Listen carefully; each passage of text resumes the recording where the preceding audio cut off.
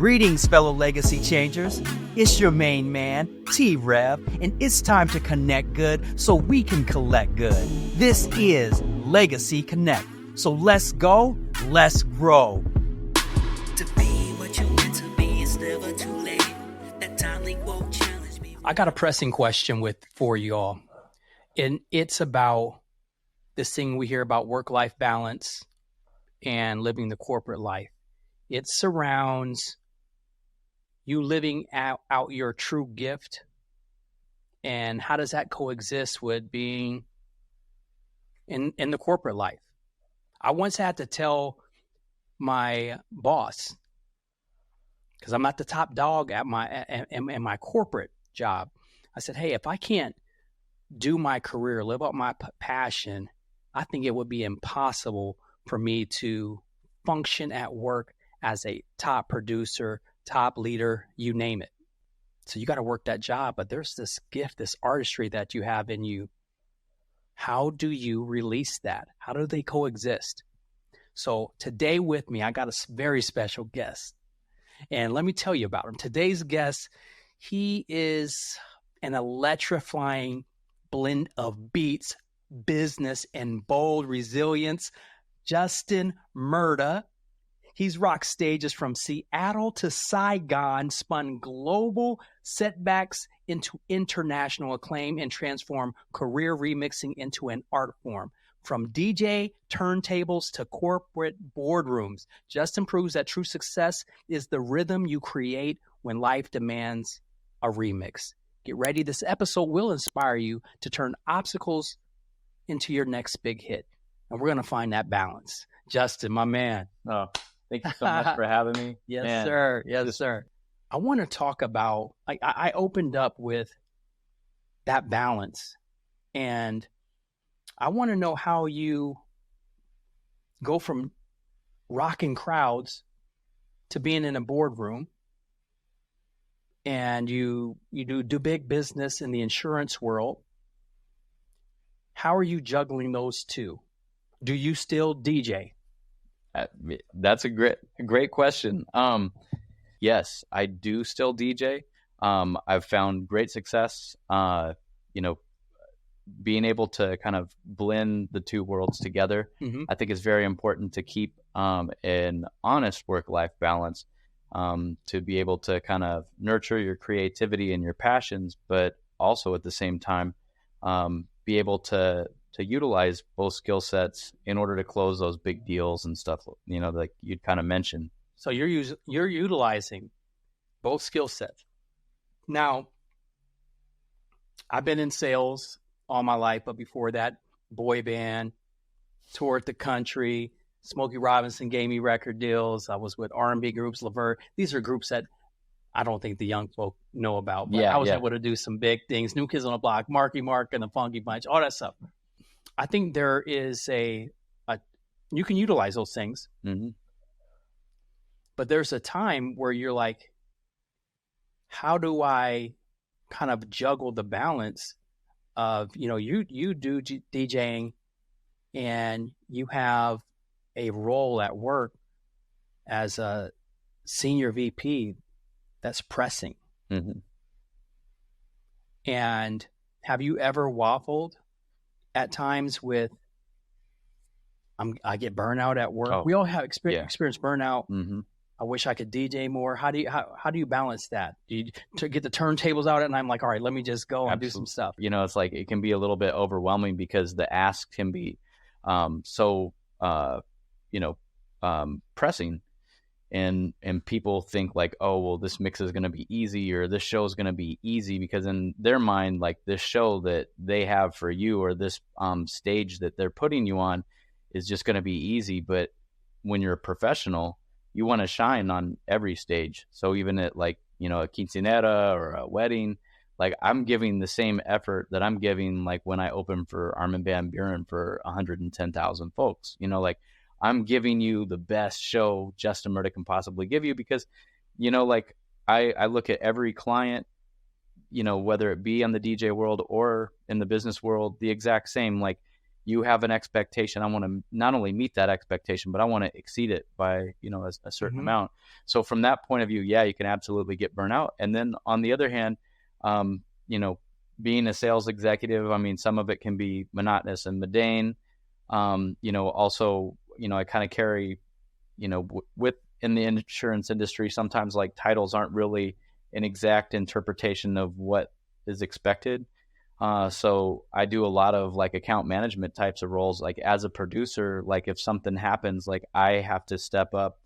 If I don't have a fully staffed team, if everything from soup to nuts, like if I don't have an account manager, I don't have a sales coordinator, I don't have an analyst, whatever, I got to play that role until that role is filled by that company, or I just have the support to fill that role. So like being able to go from one, world, like I can get away from this DJ stuff and I'll just go over here and nerd out on my employee benefits and stuff. And then vice versa, like, oh man, like I'm just so through with all this. Yeah. I'm going to go hit the decks and I'm going to go make some songs. Sure. Yeah. So I have to escape that sometimes, and it's hard to be on. What are some of the things that you use that you carry over into the corporate world from the DJ world when you're the entertainer and you're bringing the energy? Are there a couple attributes that you could tell sales or leaders, hey, what are those things you bring over to the boardroom? Yeah. I'm wearing both hats because they have me out as a DJ and I'm, a broker, but but then I also surround that gig with, like your traditional like pool party gig, whatever. Yeah. And those don't pay hardly anything, but it's that prestige because people see it like, oh, what are you doing in Vegas? Like, oh, I see you at this place, or, and then they have a different perception of the way it is on both sides. So like, both as corporate world and DJing, but I try to keep things like viable to both sides of the business hemisphere, if that makes sense. So I'm like, I'm not really trying to do like any like wild out, like spring, MTV spring break. Remember that? Like they used to get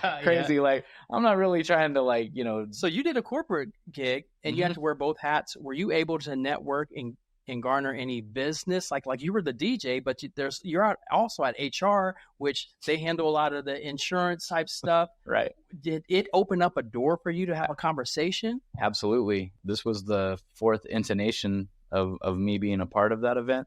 Okay. And then we're booked again for next year. It's I have a unique business philosophy that's done really well for myself, like over, like a period of almost 3 decades now. But I always try to treat everybody the exact same because you just never know like who you're kind of speaking to. You don't know what that person's going to be doing in 5 years. Mm-hmm. And if you try to set, goals like I'm going to get to, if I get to this many, executives and I'm going to get, this much output, or if I do this, I'm going to get that. I try to speak to everybody the same. And so I just try to remain really personable, like as a DJ and then also as a broker, because some people approach me and they're like, man, we really want to hire you for our event as a DJ, Really?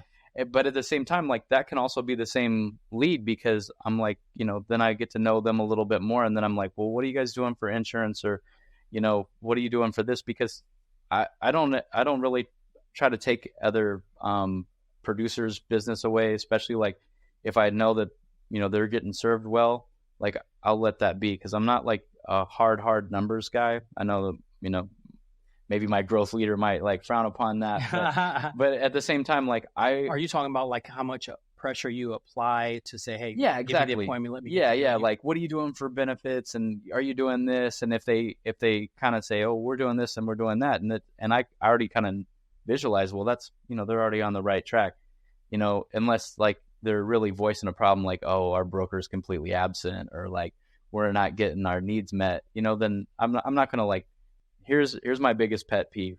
When I add you on LinkedIn and then like automatically I get this long contrived Autobot, reply, like that's the wrong thing to do. Yeah. Sometimes you got to let the relationship breathe because sometimes I like that. Okay. The human side of that. Yeah. So I'm talking to all these people like as individuals and it fosters just a personal relationship.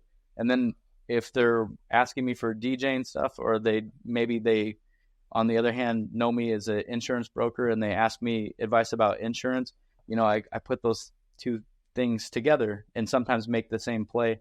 And I think it's fundamentally valuable for anybody, because like you said, you use your charisma, and they look at you because like, wow, this guy, Travis is the star, like, because and you are in a way, man, like I'll take that. I'll take that. I mean, you're doing, like stuff that other people can only imagine that they can do, even in the, business world, like when you were at the conference, for example, like you had one of the most dynamic speeches.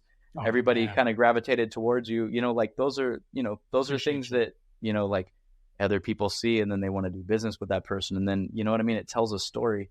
That story plays out. And if you know how to kind of nurture that, man, that's why you got the flag. You're like, you know what I mean? Like you're a top producer, like there you go, man. I appreciate the love. This is a different one. And if you can pull off about what I'm about to talk about with this fine young man right here, you can excel, accomplish, and really connect with anyone. Sell, and I don't like that word. I like talking about communication, helping people to buy what you are spitting out there. So what I'm getting at is the toughest thing in life is to sell someone on the belief in their self, that they can be better, that they can change.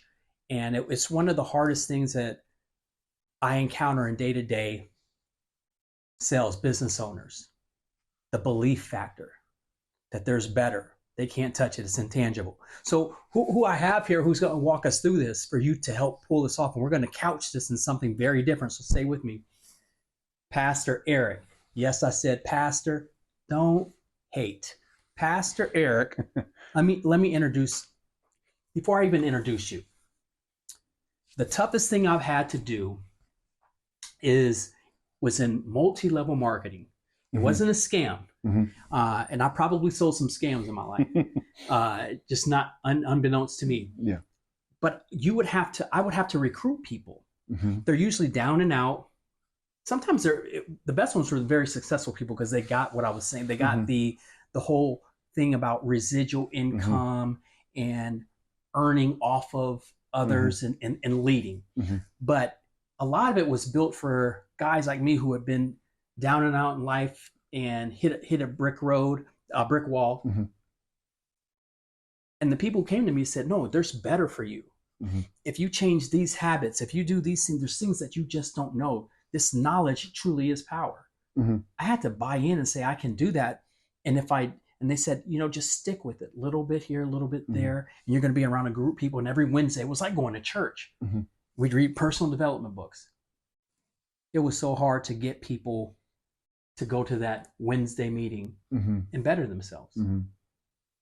So with you being a pastor, you have to sell the invisible. A similar transformation.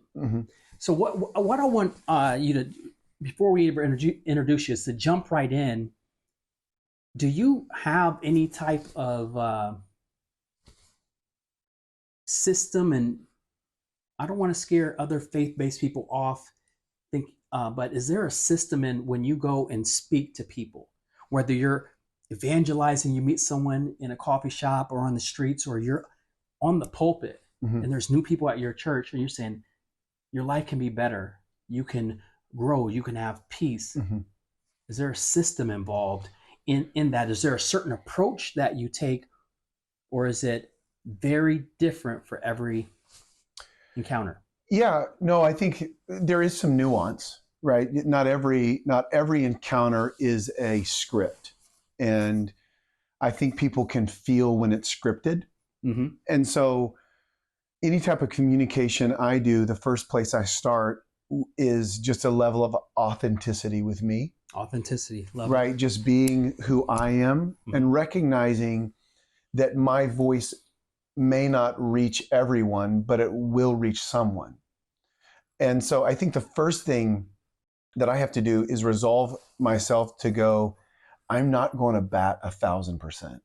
right? Like I'm gonna feel like I've effectively communicated my proposal, which for me in my context would be a Christian faith. Yeah. Here's what God talks about X. Here is what your life will look like if you don't follow what I think would be God's perspective on things. Let's just take a simple one. Hey, let's love our neighbor. Yep. If I don't love my neighbor, what problems arise from that? If I have a life or perspective that I don't really care about anybody, I just care about myself. Mm-hmm. I have a very selfish mindset, very selfish, and I will tease on that. So you have to chase that all the way to the end, so that it creates a little bit of like, oh, I do see how if I don't make this change, where it ends. Ooh. And that's when I bring in the solution. Mm-hmm. So the problem is if you bring the solution too quickly without creating an appetite for the solution, people won't listen to it. They won't engage it. And so I think where there are similarities is if I'm trying to connect with a business or an individual, I want to really explore before I even get to whatever it is I'm bringing as a solution, going, here's the challenges you're going to face if this is not dealt with or if this is not solved. And when you build that out and then you attach it to the solution, their minds and hearts are a little bit more open. Yeah. Now, you're still going to get people that go, nah, that's okay. That's okay. Yeah. That's where I think there's a level of authenticity and then real world stories, whether it's my own or it's from people that I have helped who have been in a similar situation that they've been in. And here's how when they've applied X principle or X product to their life, here's the change that's happened. That's powerful. You know what? You mentioned several things. Authenticity was Mm-hmm. one of the first things you said. And I love that Mm-hmm. because when we're trying to communicate something and we're trying to get someone, what I call selling is helping other people buy. People feel better when they're out shopping and buying and they're picking things Mm-hmm. off, and rather than when someone's coming up force feeding them something. And sometimes you see somebody's blind spot in life or in business or in a faith aspect, there's a blind spot. There's something that can help you. So you want to go up and talk to them. But if you can be authentic, and Legacy Connect is my sales system, my leadership system. It's based on authenticity. It's based on connecting first. And within that, there's a thing that I do that every person in negotiation or sales should be doing is after they connect, which takes authenticity, they should do discovery process. And in that discovery Mm-hmm. process, you're trying to find out, hey, where are you trying to go? What are those obstacles or pains blocking it? And what's the cost of inaction? And you mentioned that cost of inaction. What happens if I don't move? If I'm not loving my neighbor? Mm-hmm. What are some of the consequences from that? Totally. So you're spot Totally. on in that. Well, so again, for your listeners who aren't faith-based, that's totally cool. But in the scripture, Jesus says, "I've come to serve, not to be served." Boom. So I've had multiple interactions in a sales experience where I can tell the difference where someone is truly just trying to help me. Yeah. And I can tell the difference when someone just wants a transaction for a commission. Mm-hmm. And people have a real good, and forgive me, I call it a BS meter. Yeah. Where they're really not trying to serve me. Yeah. They're really not trying to help me. They're just look at me as a transaction. And if they can clip the transaction, they get a certain percentage. Cool, move on to the next. Yeah.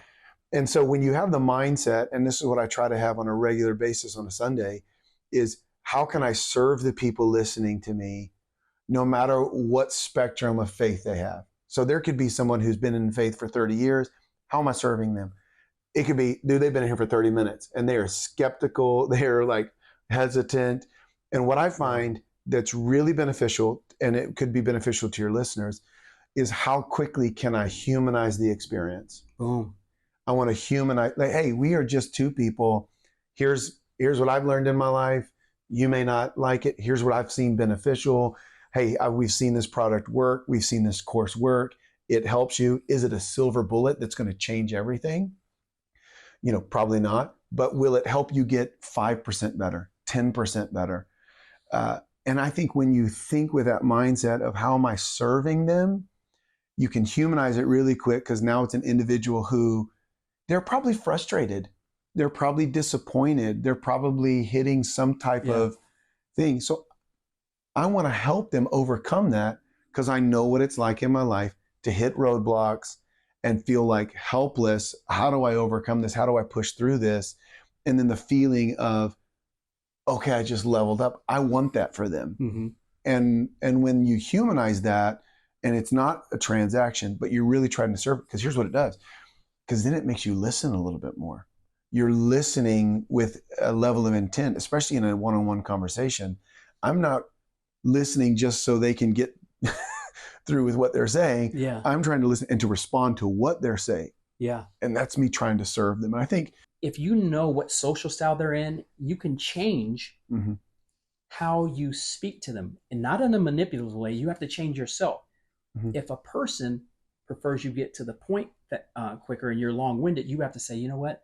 Let me make him comfortable or her mm-hmm. comfortable. Let me be more succinct mm-hmm. dealing with this driver. Right. That driver will actually start being more receptive, lighten up, become open. When the more open and trusting someone is, the more they're apt to go along with what you're saying. Right.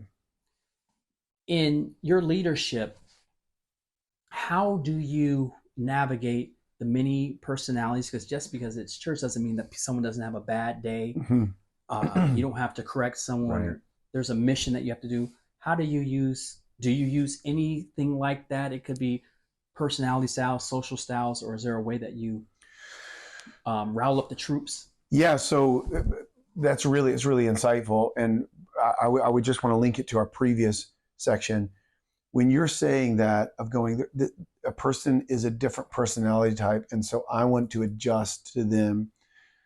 Again, you can look at it as you can look at it as a pessimistic, negative view of, well, I'm being fake in order to convert. I don't look at it that way. I look at it as I am serving them. I want to connect with them and help them feel at ease. Yeah. And then we'll talk about the decision, right? Yeah. But I'm serving them with my staff. And I would say this, one of the keys to leadership is really investing in yourself and learning yourself. Boom. Like if you do not invest in yourself to grow your skills, grow your awareness of who you're, because here's the deal, we're all uniquely designed. Yeah. You're different than me because we have I believe we have a creator who made us uniquely. Now, you may not believe that. There's still uniqueness within every individual. And so how you lean into that, and Travis, I can't tell you how many books I've read, how many courses I've gone to, the amount of resource that I've invested into me to grow those things has probably been the biggest catalyst for my leadership at the church, because you have to grow. I think that is part of the human experience, and to deny or ignore it, I think is dangerous. What you have to do is just, what I would say is explore it. Why am I feeling this?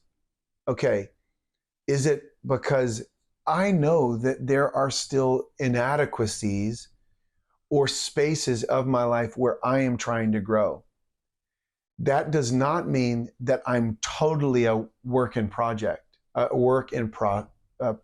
or progress. Yeah. Thank you for filling that in. This banger by 314 lifts a legacy changer. I want to be what you meant to be. It's never too late. That timely quote challenged me when I couldn't take. Deferred hopes and dreams in my head turning gray. And God told me, tell him about the first 40